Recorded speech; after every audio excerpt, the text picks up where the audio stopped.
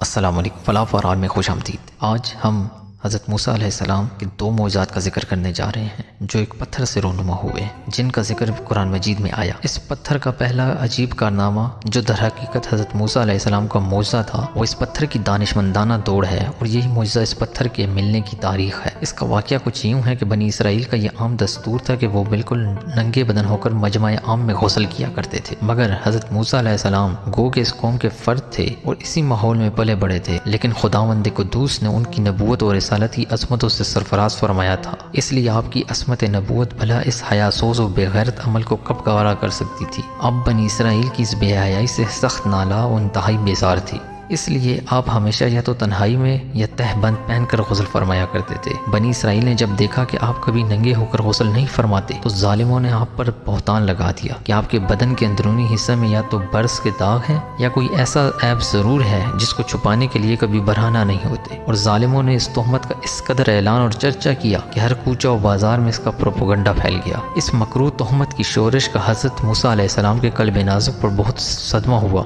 ایک دن آپ پہاڑ کے دامنوں میں چھپے ہوئے ایک چشمے پر غسل فرما رہے تھے، یہ دیکھ کر کہ یہاں دور دور تک کسی انسان کا نام و نشان نہیں ہے، اس لیے آپ نے اپنے تمام کپڑوں کو ایک پتھر پر رکھ کر برہنہ بدن ہو کر غسل فرمانے لگے۔ غسل کے بعد جب آپ اپنا لباس پہننے کے لیے پتھر کے پاس پہنچے تو کیا دیکھتے ہیں کہ وہ پتھر آپ کے کپڑوں کو لیے ہوئے سر پر بھاگے چلا جا رہا ہے۔ یہ دیکھ کر حضرت موسیٰ بھی اس پتھر کے پیچھے پیچھے دوڑنے لگے۔ صوبی الحجر صوبی الحجر، یعنی اے پتھر کپڑا، اے پتھر میرا کپڑا، مگر یہ پتھر برابر بھاگتا رہا، یہاں تک کہ شہر کی بڑی بڑی سڑکوں سے گزرتا ہوا گلی کوچوں میں پہنچ گیا، اور آپ بھی برہنہ بدن ہونے کی حالت میں برابر دوڑتے چلے گئے۔ اسی طرح بنی اسرائیل کے ہر چھوٹے بڑے نے اپنی آنکھوں سے دیکھ لیا کہ سر کے پاؤں تک آپ کے مقدس بدن پر کہیں بھی کوئی عیب نہیں، بلکہ جسم اقدس کا ہر حصہ حسن و جمال میں اس قدر نقطۂ کمال کو پہنچا ہوا ہے کہ عام انسانوں میں اس کی مثال تقریباً محال ہے۔ چنانچہ بنی اسرائیل کے ہر فرد کی زبان پر یہی جملہ تھا